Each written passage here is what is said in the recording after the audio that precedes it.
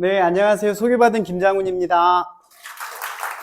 그라스의 자연 서식처와 정원 서식처에 따라서 그라스, 관상용 그라스를 어떻게 적절하게 사용할 수 있을지에 대한 그런 이야기입니다.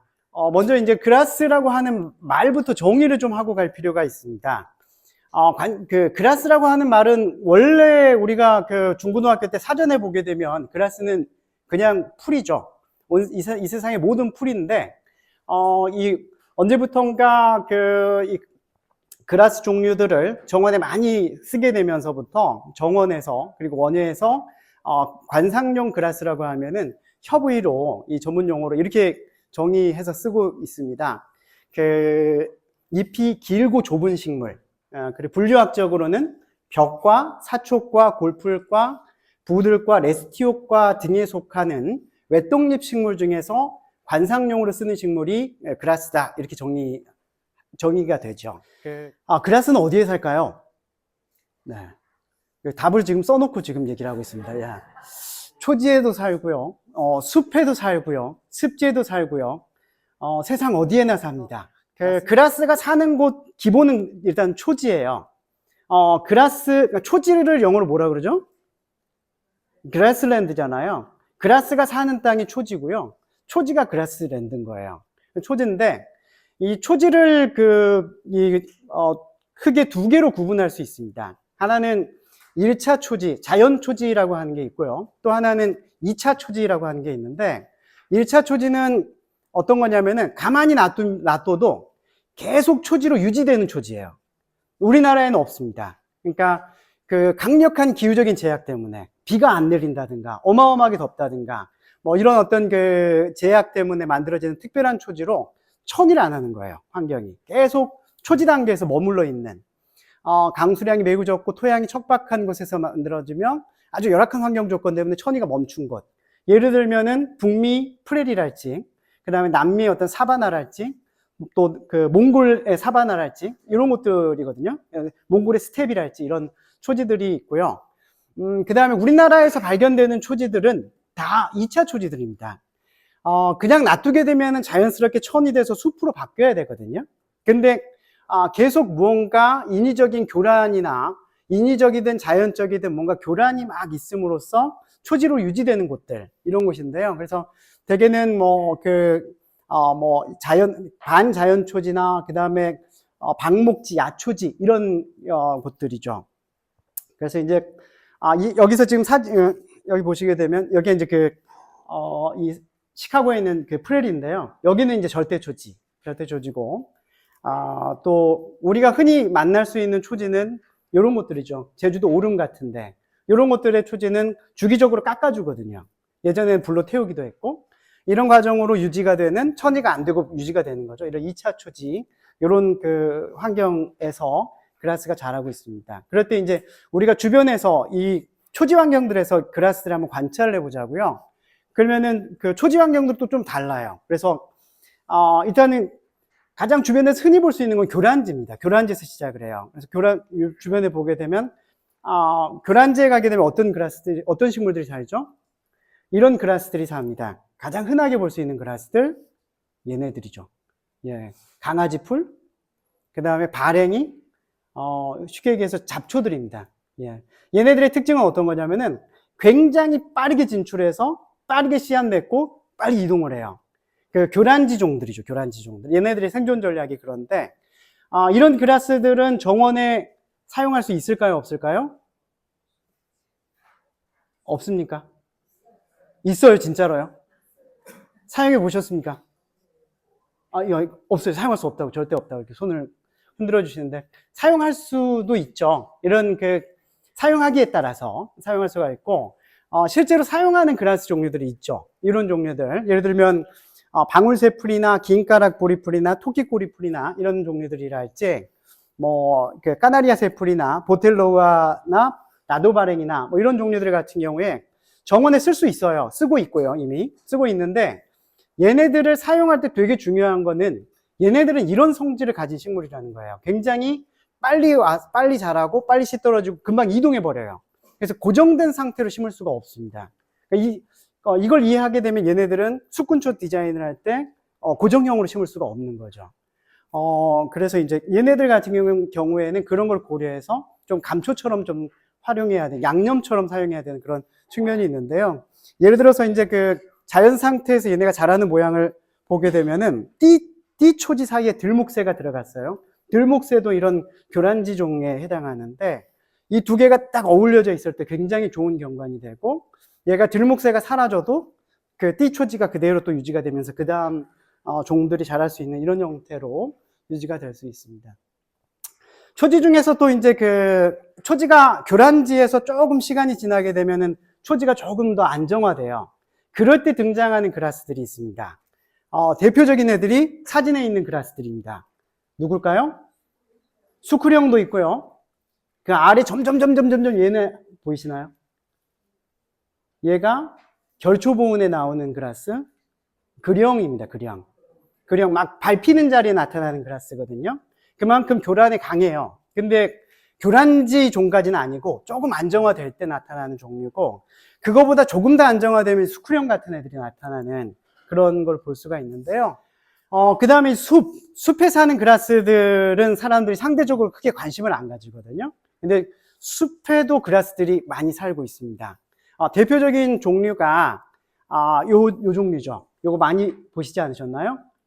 무슨 그라스인지 답이 써 있네요. 예, 풍지초입니다. 풍지초. 일본의 하코네라고 하는 지역의 숲에 사는 그라스인데, 그 워낙 잎의 선이 너무 아름다워가지고 아주 오래전부터 일본 정원에서 사용을 했었고, 그게 일본 정원 스타일이 유럽으로 보급될 때 같이 갔죠. 그래서 아주 오래전부터 세계적으로 유명한 관상용 그라스인데, 이게 진짜 숲에 살고 있는지 궁금하지 않으세요? 저는 궁금해가지고 하코네를 이것 때문에 갔어요. 이거 제가 직접 찍은 사진입니다. 이게 산의 산비탈에 길가 옆에 막 이렇게 막 쏟아지듯이 자라고 있더라고요. 그렇고요. 그러면서 이제 그라스들이 숲에도 사는데, 기본적으로 특징은 어떠냐면은, 벽과 그라스들은 기본적으로 초지식물들인 거예요. 그래서 숲 같은 경우에는 숲에 어느 정도 적응을 해서 사는 거지, 아예 숲쪽 식물들은 아니라는 걸 알 수 있는 게, 얘네들이 더 깊은 숲, 빛이 없는 숲으로 가게 되면은, 숲 깊은 곳으로 가게 되면 벽과 그라스를 안 보입니다. 없어요. 그리고 또 여기 숲 가장자리에 사는 그라스들을 숲 밖으로 내다 심게 되면은 더 잘 사는 경우들도 되게 많이 발견할 수가 있게 되거든요. 그런 그라스들의 뭐 대표적인 거는 이제 실새풀이 있죠. 정원에 많이 심는 게 실새풀이 있고, 실새풀 중에 이제 예전에 1966년도에 덕유산에서 선발돼 가지고 세계적으로 이렇게 유명한 그라스가 된 브라키트리카 새풀이나 이런 종류들도 실새풀의 기본 종류고, 그 다음에 실새풀과 얘랑 같은 속에 들어간 산조풀이 자연교잡이 된 그 바늘새풀 종류들, 품종들, 이런 종류들이 정원에 많이 쓰이고 있죠. 네. 되게 이 식물들이 다 초지 식물로 많이 쓰여요. 많이 쓰이는데 얘네들을 가져다가 초지에 내놓게 되면은 너무 햇빛이 강하거나 건조하거나 이렇게 되면은 잎이 타는 거 혹시 보신 적 있으세요? 그 이유는 얘네들이 숲에 많이 적응한 식물이기 때문에 그렇습니다. 네, 그렇고요. 정원에 많이 쓰이고 있지는 않지만 사실은 이런 종류들도 상당히 좋은 숲가장자리의 그라스가 될 수 있죠. 산조풀이라고 실새풀이랑 같은 종류입니다. 같은 속입니다. 저기 백두산, 장백폭포 아래 올라가는 길에서 찍었던 사진인데, 와, 어마어마한 군락을 이루고 있더라고요. 그리고 굉장히 좋은 텍스처를 보여주는 걸 볼 수가 있었고요. 또 이제 수염개밀 이런 종류도 상당히 좋은 숲가장자리 그라스가 될 수 있고, 제가 얘네들을 찾아다닌 이유가 뭐였냐면은, 풍지초 말고 우리나라에 자생하는 그 그라스들 중에 숲가장자리 반음지 쪽 식물로 쓸만한 게 뭐가 없을까? 이런 게 되게 궁금해가지고 찾아다녔는데 충분히 그럴 수 있을 만한 그런 식물들이더라고요. 아직 유통되고 있는 건 없습니다. 빨리 유통되면 좋을 것 같고요. 그 다음에 이제 상대적으로 주변에서 좀 많이 볼 수 있는 숲가장자리 벽화 중에 용수염이 있습니다. 용수염 국내에서 볼 수 있는 애들은 광릉 용수염, 껍질 용수염, 고려 용수염이 있는데요. 셋 다 좋습니다. 아주 훌륭한 형태를 가지고 있고 겨울에 마른 모습까지 아주 아름다운 그런 숲가장자리 그라스들입니다. 이제 습지로 한번 건너가 보자고요. 습지로 가보자고요. 산지의 습지에 사는 그라스들입니다. 산에 굉장히 높은 곳들에 지하수가 나와서 만들어지는 수심이 깊지 않은 곳의 습지들에는 이런 경관이 만들어집니다. 여기 이제 그 백두산에 있는 황송포 습지의 사초군락인데요. 너무 아름답죠. 굉장히 아름답더라고요. 굉장히 부드러운 이런 텍스처를 보여주고, 이런 사초가 군락을 이루는 이런 그 습지를 남한에서 볼 수 있는 곳이 대암산 용늪에 가면 있죠. 용늪에 가게 되면 사초가 막 이렇게 이 무리를 져 있는데, 거기에 이제 자라는 대표적인 여러 사초들이 살거든요. 여러 사초 사는데, 대표적인 사초가 대택사초, 참사갓사초, 왕사갓사초, 대암사초, 산사초, 뭐 이런 종류들이 사는 거를 볼 수가 있습니다. 이제 이런 애들을 이제 정원에 쓸 때 되게 중요한 게 자연 서식처만큼이나 이제 정원에서의 서식처에 대한 이 고민이 되게 필요한데요.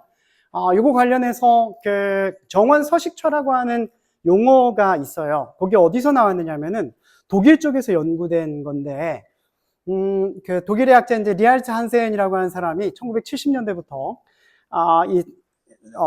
그 생태적인 식재에 대한 고민을 하면서 오랫동안 연구를 하고 나서 식물 적용학이라고 하는 학문을 정립하게 되는데, 거기서 그 사람이 했던 작업이 자연에 무수히 많은 서식처들을 다 정원에 만들 수는 없지만 그 중에 대표적인 서식처 몇 가지들을 정해서 걔네들을 구현해보는 실험을 해보면 좋지 않을까? 그래서 유형화시킵니다. 그래서 리할트 한센이 한 7개, 8개 정도의 대표적인 자연 서식처를 이렇게 실험을 하게 되는데요. 그게 숲가, 그 다음에 오픈랜드, 초지, 돌틈, 꽃밭, 물가, 물, 뭐 이런 정도로 정리를 해서 실험을 해서 정리를 해요.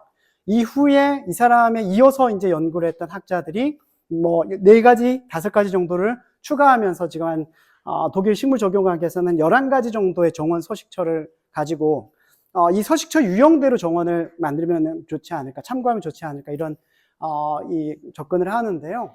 이런 곳이 있을 거예요. 볕이 잘 드는 열린 공간. 이런 곳들에는 어떤 그라스를 심어야 될까요?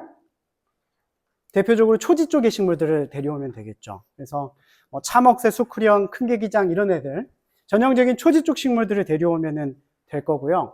그 다음에 또 빛이 잘 드는 곳이지만은 도시 안에서는 인공지반 환경들이 꽤 많이 생기거든요. 아주 건조지에 자라는 식물들, 초지 쪽 식물들 중에서도 토심이 깊은 곳에서 오랫동안 안정돼서 자라는 식물들이 아니라 교란지 쪽이나 조금 안정화된 초지 쪽에서 나오는 식물들, 그 다음에 아주 건조한 사구에서 자라는 식물들, 이런 애들을 접목을 하면은 좋을 겁니다.